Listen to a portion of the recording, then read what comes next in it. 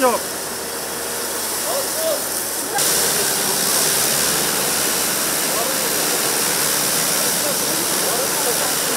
Efendim. Kim geliyor? Bak, karşı kimse doğru dönüyor.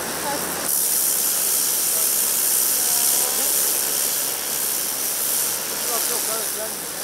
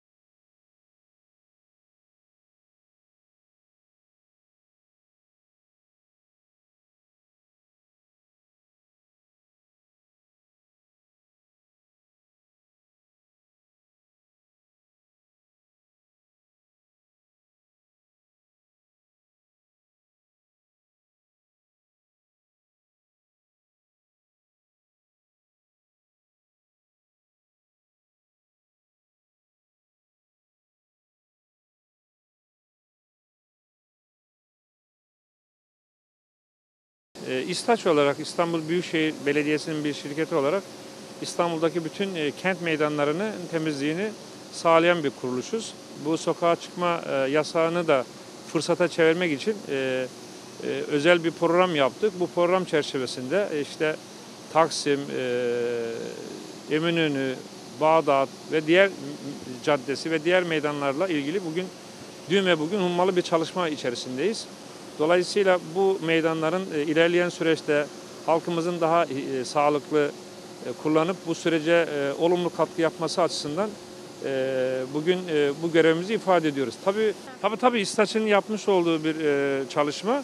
Yani bu süreçte halkımızın tabii meydanları kullanmaması noktasında daha özel bir planlama yaptık. Bu planlama çerçevesinde bu 2 gün içerisinde kent meydanlarımızı maksimum düzeyde hijyenik bir hale getirmeye özen gösteriyoruz, temizliyoruz.